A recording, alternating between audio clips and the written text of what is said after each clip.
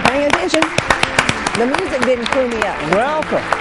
Thank you. What are you talking about? Well, I couldn't hear the music. It was kind of low, and then I was also reading at the time, so that was a little bit. Well, it was your attention deficit. My attention deficit disorder sure. kicking in, yeah. And we were talking before the show. I've noticed I've kind of disappeared here. My brown's kind of. If it wasn't for the scarf there, you couldn't even see empty. me. It'd be a floating head and hands. Yeah, like Max Headroom. Remember that show? Yeah, I remember that show. I never watched that show, but I do remember Max Headroom. Yeah. Now, did you watch the State of the Union speech last night? I certainly did. Now, are you an independent or? I consider myself an independent because I kind of go. It depends on the issue. On certain issues, I can be very conservative, and on other issues, I can be very liberal. Were you happy with the speech or not? Yeah, I gave up watching the Florida-Georgia basketball game for it, and it went in like 4 overtimes or something. It was really a great game. So we switched over and watched that, and it was a pretty. I told my students today, I said it was a very raw. We're America, we can do it. I like that. A very nationalistic tone. I think it went way too long. Yeah. I actually went to bed before it was over. Yeah. But anyway, I like the best part was when he said, this is the land of opportunity, basically, because he said, that's why I'm here. That's why we got a working class kid from Scranton sitting behind me and a guy who started out sweeping floors in his daddy's bar. And that's what makes America great. You like to feel good speeches. I like to feel good. Yes, I do.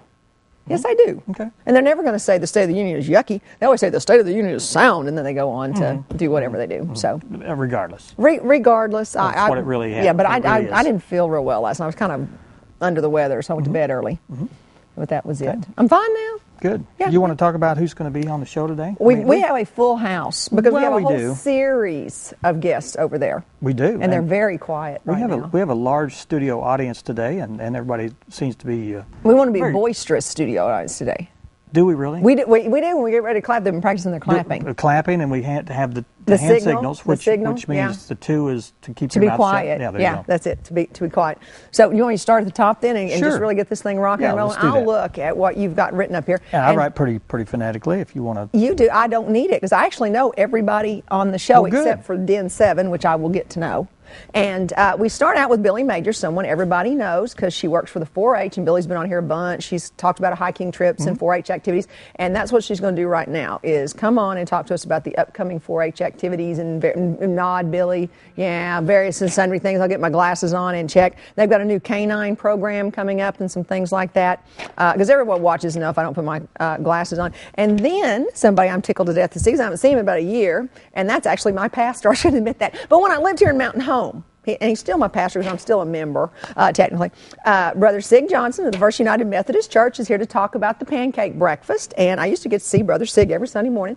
The early service, remember that? When I admitted to him I like to come early and get it over with. And he said, Sandy, don't tell your pastor that. I said, well, that didn't come out quite right, but I like to get up and go to church early because I like to do things early. Poor Brother Seig. They're actually, they're leading edge technology right now. Because Brother Seig is? Yes, they are. They're doing 2 live shows on our station. They're doing their contemporary service. The contemporary. And it's live. Oh, because I'm the old Rugged Cross crowd. I used to go to the... You need to come at 11 o'clock. Yeah, I'm the 11 o'clocker. We do a 9 o'clock from 9 to 10. Then we do an hour's worth of Rifleman, and we come back with their So while we're in Sunday school, you guys are watching Rifleman. Because they'd have the contemporary, then they'd have Sunday school, and then they'd have the 11 o'clock service. Yeah.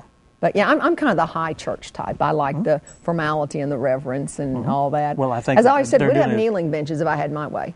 Yeah, and I'd wear gloves and a hat every Sunday. Well, you can go up to the front pew and still kneel if you want. Oh no, we can take communion down front. You can. But there's a little lady at church that wears a hat every Sunday. I always think she's so groovy. She's so groovy. I hope she's still there. I do own hats, by the way, dear. You need to come back and wear them. I will. Okay. But poor Brother Seig is just grinning over there. But he's going to talk about the pancake breakfast at First United Methodist Church. And then we have Kurt and Margaret Schmitt, who are here. And I have known, I guess, Margaret, I met you years ago. And I met Mr. Schmitt just about a year and a half ago. And they are here because they are Olympians. Right here in Mountain Home. They have competed in the Senior Olympics at the state, at the regional, and even at the national level. So we're going to hear all about their adventures, and that's really exciting. And I'm happy to say that I know them. And then we have, for your viewing pleasure, Den 7. Den 7 is 1, 2, 3, 4, 5, 6, about 7 or 8 young men over there, and they're about 6 and 7 years old, right, gentlemen? and they are here to tell us about their Den 7 activities, because you've just got a question mark beside them. Well, so are we going to let them talk about whatever they want to? Well, on my notes, it just said Den 7. Just Den 7. I had a question I was going to ask what we were going to talk about. But they have been here before.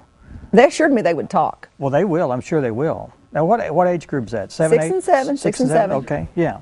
Yeah. And they've got plenty of questions, because when they came in, they wanted to know what we're going to do. What are we going to do? What are we going to do? Yeah, he said, are we going to act or have acts? I said, no. Well, maybe. This show has actually no upstairs, so we can do whatever we want to. We don't have any upstairs executives to tell us what to do. Okay, therefore I thought, but define that, because it sounds like we don't have anything going on upstairs, and people might go, you betcha, that's what they'll hear. You know, Mike's here, he'll say, Sandy, no, and yeah.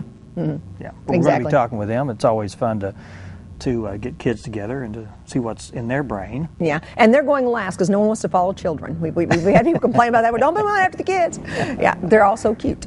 Yeah, well, we've got a great show. I'm you ready to rock and roll? Oh yeah, this it's going to be an hour is going to be exciting fast. one. I promise you that. Yeah, really exciting. And we need to watch how we talk, because Mr. Schmitt over there warned us that we sometimes walk over each other when we talk. So we need to be courteous. No, I walk over you. I know that. You don't walk over me, I walk over you. I know, I'm courteous. I stop when you open your mouth. Yeah. So. Well, then you're quiet all the time. That's probably true. We're going to take a first break, and Billy Majors is going to be here and talking about 4-H activities, so we'll be talking with her in just a couple minutes. Stay with us. Shut up.